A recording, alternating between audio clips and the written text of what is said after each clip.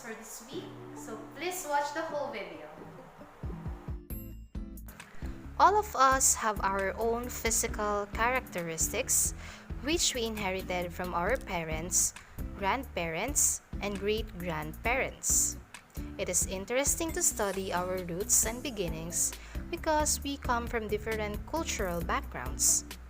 If you trace your roots by studying your family tree, you may probably find that some of your ancestors are Spanish, Chinese, American, Indian, Arabic, or Japanese. This is the reason why you may have some of the features of these people. Our ancestors probably look very different from the present-day Filipinos. Scientists are still studying how the early Filipinos look and live based on the human remains they dug up in their excavations. Among the excavation sites are the Tabon Caves in Palawan. Earliest people. We do not know exactly who were the earliest people who lived in our land, but it is believed that even thousands of years ago, there are people who are already living in our country. Our historians tell us that the early Filipinos also had contacts with other countries and people. This often happened because of trade, especially with the Arab and Chinese people. The Arabs. The Arabs came from the Middle East. Arab traders brought the religion Islam to Asia.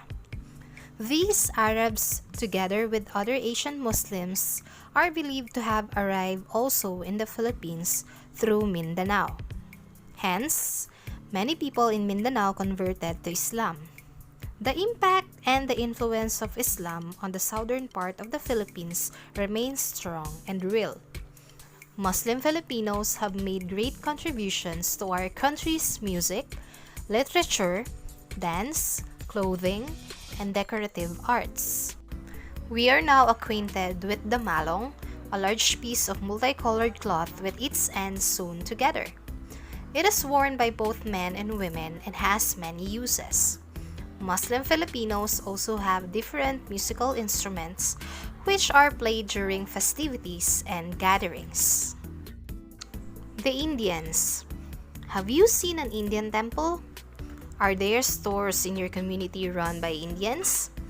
Studies by scholars show that in the early times, India had connections with the Philippines.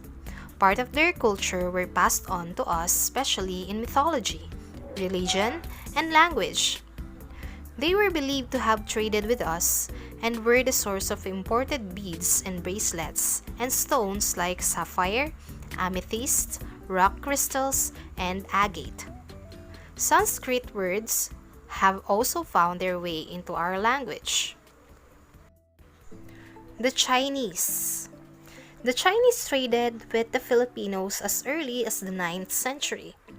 They brought different products to our countries like silk and ceramic pottery in exchange for our cotton, tropical hardwood, beeswax, seashells, trinkets, and pearls.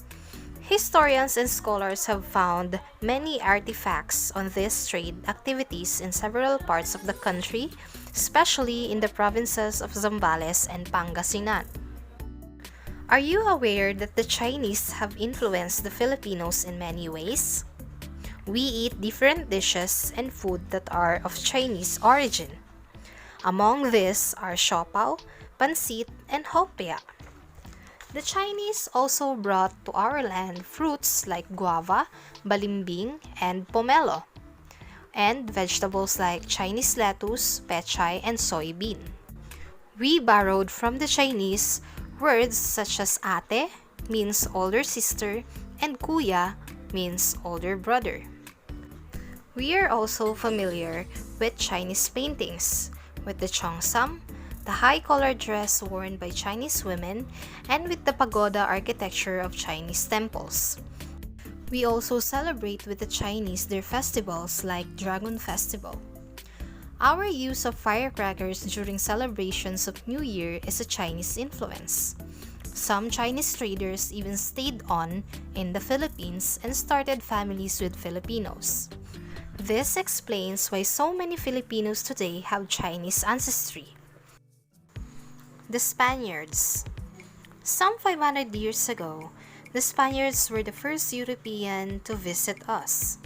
But they did not come in a friendly way, unlike the other foreigners who came to trade with our ancestors and left with the goods they had exchanged.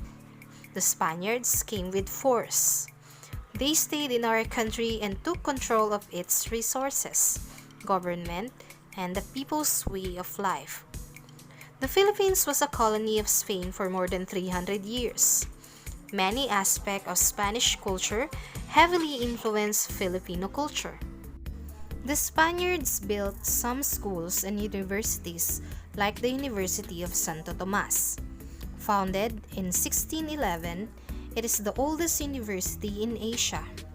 Even our dances, architecture, language, and literature were influenced by the Spaniards.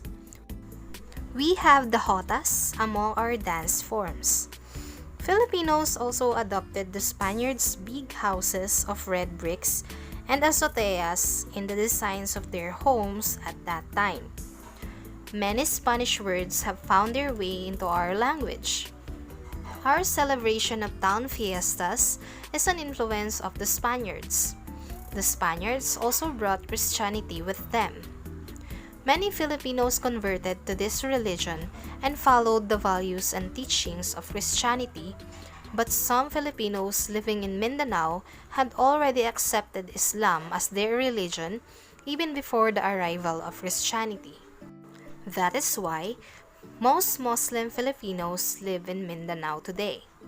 The Muslim people in Mindanao did not accept Christianity and fought the Spanish colonizers. Many indigenous Filipinos in Luzon and Mindanao also were not converted to Christianity. For years, these indigenous peoples continued to practice their cultural beliefs and traditions. The Americans. After the Spaniards, the Americans controlled the Philippines for almost 50 years. The Muslim people in Mindanao also fought to defend themselves against American colonization. The Americans brought some new cultural values and traditions. They introduced the public transport system, the public school system, and the English language. They also introduced their form of democracy in running the government. Today, many Filipinos are influenced by the Americans' way of life. Young Filipinos began patronizing American clothes, food, movies, and music. Lastly, the Japanese. The Japanese occupied the Philippines from 1941 to 1944 during the World War II. During the Japanese period, the Filipinos learned to be resourceful to survive the hard times. They planted vegetables in their backyards and along the streets. They learned to use more local products like the bakya or wooden sandals and engaged in buy and sell. Although the Japanese stayed in our country for only 4 years, many Filipinos learned to speak the Japanese language Nihongo. To avoid the Japanese reading our subversive literature, Filipinos wrote in Tagalog. Thus, they were also able to promote Filipino literature during this time. So those are the lessons for this week. Again, this is Teacher Je. See you next time!